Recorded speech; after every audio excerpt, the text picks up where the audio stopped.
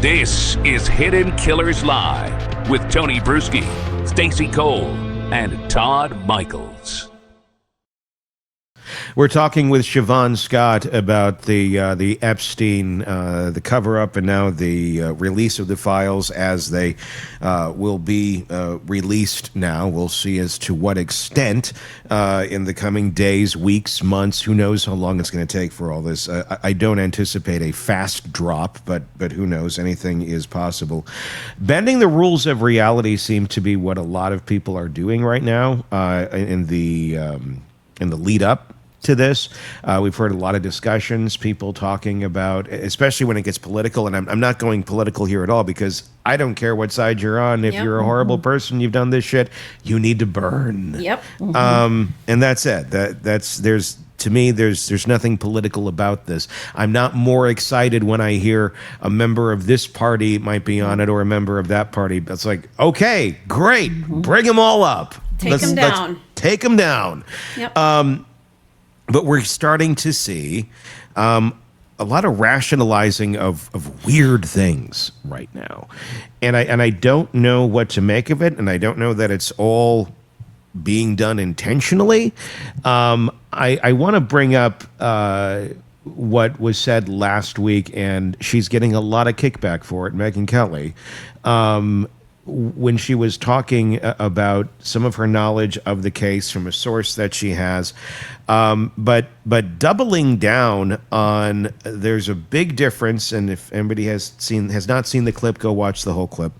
Doubling down on, there's a big difference between a 5-year-old and a 15-year-old when it comes to predatory behavior towards a child, and not just, is a 5-year-old, does they look different of course, that's who would even ask the question. It's like, is the sky blue? Yes, one is older than the other, but it doesn't make a damn bit of difference, I would think, to most people, if there is a predator that's trying to have a sexual relationship with the 5 or the 15-year-old. Same amount of wrong right there. Wrong, no, there's no ifs, ands, or buts about it. But it seemed, and this is how I took it, this is how a lot of people took it, it seemed that there was some rationalizing going on when we hit at a certain age, around 15-ish, of like, well, it's predatory, but it's diet predatory. It's predatory light. Like, no, there is no predatory light. That's what is going on here, and why are we seeing people try to bend these things right now, of all times, on this? Why? What the hell is going on where people are trying to rationalize things like this? I think on some level it's back to, I don't want my guy or my team to go down, and therefore they're coming up with anything they can to make it sound like it's not that bad. And in truth, a pedophile is someone who's sexually attracted to pre-puberty children. A hebephile is a person who's attracted to post-puberty children because they're still children at 13, 14, 15. But that's a particular kind of paraphilia where this is the individual's primary sexual attraction. It is still wrong. It is still an incredible power imbalance. A 13, 14, 15-year-old is not capable of giving informed consent. Correct. And it's terrifying to hear somebody go on national television and try to say, well, it's not pedophilia, so it's okay. And sure, you can break it into hebephilia. That's still a crime. It's still wrong. It's still pathological. I want to say that's the first time I've heard that term. And she wasn't arguing the terms. It was that was what kind of got me about it. I mean, it wasn't like, well, that's technically this. I mean, of course we can, okay, well, that is technically this and that. I get that. But it's the normalization, it's the rationalization of it. And that's where I'm, and I don't know. I mean, the other thing that was coming to mind in no way, shape, or form, I don't know anything about her, and I don't know what her past is, and I don't know her history is, and I'm not saying this at all, but could there be leakage sometimes when people are rationalizing things like this because of their own traumas of what they've gone through? that people try no matter what, to be healthy, hopefully, and that they've moved on from things and they've healed in certain ways, but that healing looks different for every single person. I'm wondering sometimes when you have people doing those sort of weird rationalizations of, well, I had it hard too in really weird ways like this. Is some of that leaking over sometimes? And I don't know specifically here, but when I'm speaking more in general terms with people rationalizing stuff. It sure could be that. It could also be that they grew up in one of the states that still legalizes child marriage. There's a big movement now. I have friends who are a part of it to basically say if you're under 18, it doesn't matter what the circumstances are, you can't get married. And there are states, I believe Utah was one, where girls as young as 13 could be married and have a marriage license. And so there are probably people from these kind of subcultures who look at it differently, who don't understand the developmental damage that this does to kids. And because it's in my book, it's open. I was married at 16 and I was groomed at 15 and I went along with it. And at the time, I thought I was an adult. I look back at those wedding pictures now and I'm a baby-faced kid. I was a child, but the person in that situation just doesn't realize it. And the pastor validated the marriage, even though the man was 25. And this was clearly not psychologically healthy. And I was a needy kid. And there were so many things about this courtship that should have been red flags to my parents, that people still in this day and time just don't get it. We've got a comment.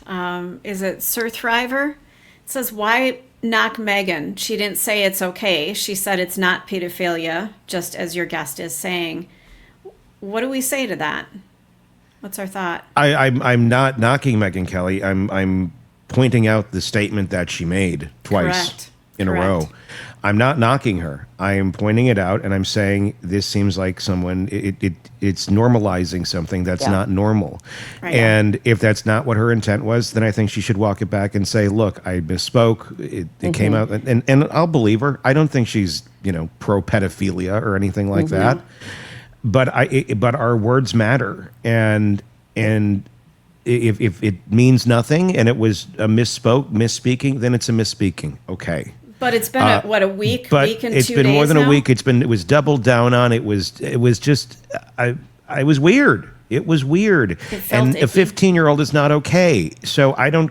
Anybody who's why are you knocking? I'm not knocking. It's not normal, and it's okay to point that out, and we need to point that shit out.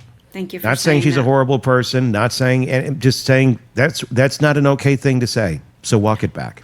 That's all. Thanks, Tony. Yeah.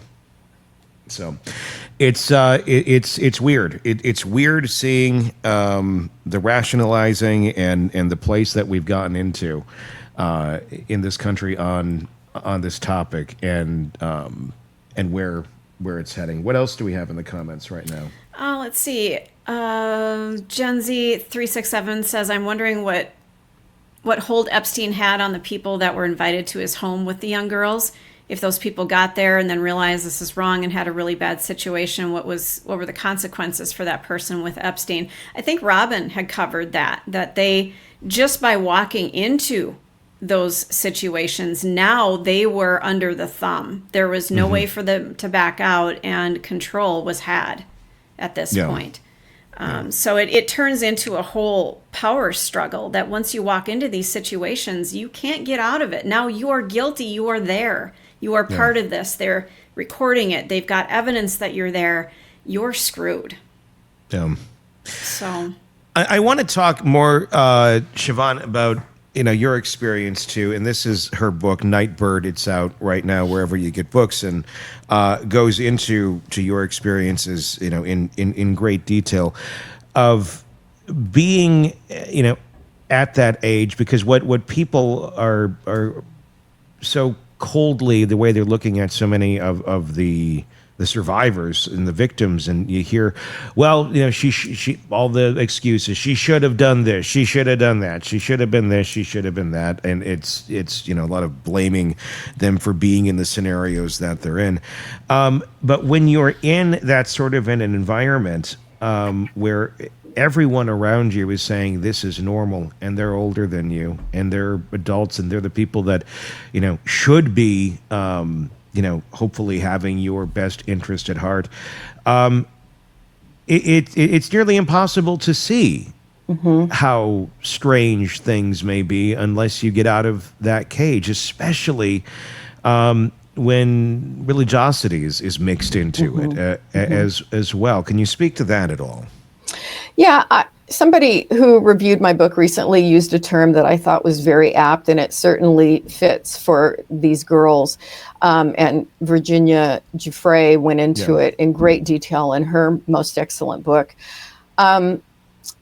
Affectionately dehydrated. And I think when you come from a childhood, whether you have that kind of abuse or not that she experienced, I did not as a kid, but when you don't feel loved and you don't feel cared for, and people really aren't connected to you and supportive of you, you grow up as a young person desperate for that sip of water, right? You're dehydrated, and somebody comes along and pays you attention. And even if they're using you or abusing you, that attention is overwhelmingly wonderful. And you become very trauma bonded to them. You develop loyalty toward them. You feel like they love you. You feel like you love them. And you don't realize that you deserve better than what's happening to you. You don't have a radar for, this is wrong. I need to get out of this. They don't realize it. And this may be for many the first time that they feel cared for. And it's the way that a deprived child has this sense of self that they're not worth more. And then they get attention. If they're getting attention for their sexuality, for their bodies, they just feel like, well, that's what I'm worth. And that's what's there for. And then in my case, you combine the religiosity with this is what God wants. And you've been raised to follow the Bible, and this is what God wants. And I'm told that God has given messages, and the pastor is supportive of this. That's another layer to it. Yeah. So you're feeling in your gut that this isn't right, but there's nothing you can do about it because your environment says this is exactly as it should be. And I think for me and for many of them, they don't even have that radar in their gut that says this isn't right. What they're experiencing in their gut is, this is the first time I felt important. This is the first time I felt valued. And so it feels very wrong. And I always tell people the advice, listen to your gut, is sometimes good, but sometimes your gut can lead you astray depending on how your gut developed. Interesting.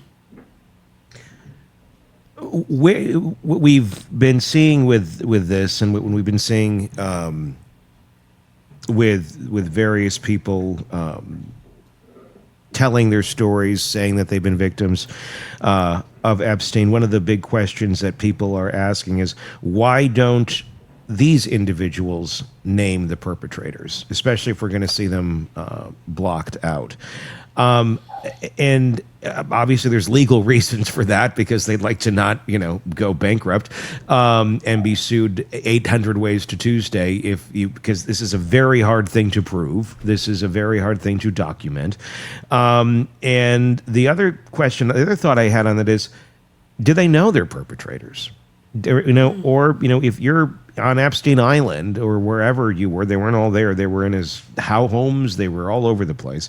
I do wonder, a lot of these, young women, did they even know who some of these people were if they were coming and going? Obviously, Virginia Giuffre did know some of them, but some I do wonder if the scale as to which it appears he was running this thing, if there's just so many people that came that they weren't celebrities, they weren't of note, they had money and they had power, but unless you're a celebrity and you're a 15-year-old girl, you're probably not going to know who every person is. Yeah, 100%. I think both of those things are true. They've probably been advised for legal reasons to not start name dropping at this point. Mhm. And I don't know what all the consequences for that could be, but certainly, yeah, having a lawsuit against you could be very scary. And then, yeah, being in that situation where it's one man after another, multiple men, and they don't know who these people are, certainly very likely for some of them. An interesting comment that just came in. Jacqueline said, I was groomed and molested as a minor. I have never had a long lasting and fully healthy relationship. I'm in my 40s. No matter how hard I try to, with the knowledge that I don't need to correct my past. This is a lifelong journey for these people. This is never going to go away. My heart goes out to people dealing with this. And a lot of them are in our chat section right now. These are people who have dealt with this, who've been around this. It's coming to the forefront now. It really is. And that's, I think, the thing that's good about this is if they feel, you know what, I'm not the only one. I'm not alone here. And as I tell everybody that I've met who has this kind of history, hold hope. Healing happens. It's not linear. It's not quick. It can take a lifetime to unpack all of it. But I think every decade people show a lot of improvement and a lot of growth. And I mean, it doesn't mean it takes a decade for change to happen, but it's developmental in nature. As we get older, we get more insight. We are able to do a better job with putting it in perspective, forgiving ourselves for errors in judgment that we had because we were young and we didn't know better. And it's something I think that most people can eventually gain a sense of peace and healing and come to a place where they no longer feel tainted by it. But it definitely affects our core being. It's not an easy path. I'm going to imagine when this comes out, and if there's names that are in there that we haven't heard yet, predators, they don't, they're not always, I guess, going to the same source for what they're getting. This is examining one of those sources. This is examining the Epstein area of where these predators got what they were looking for through him. I'm going to guess this is going to expose a lot of other networks too, that there's going to be other people who are going to, suddenly, okay, well, they're getting this over here. Where else are they getting it as they travel in their packs? Where else are they finding this type of material, these type of people that are willing to, and are, in operation of things like this, of networks? I would imagine that there's a lot of collateral damage beyond Jeffrey Epstein that we're about to see when these massive terabytes of data come out. Do you agree? I hope so. I hope that we can have the blinders off as a culture, as a country, that we need to protect children, boys and girls, and we can't validate people who are exploitive, who are predators. And everybody needs to talk. Everybody needs to open up about what they know when particularly these powerful people are involved, and people cover it up for them because it's all the enablers who are at fault as well. And I think it's important too to look at it, and because I think we're gonna see people, and we're gonna see accounts of people when they were younger, and some of these people are gonna be old men now. Yeah. And I think it's important to remember, old men are still just as dangerous as the younger men.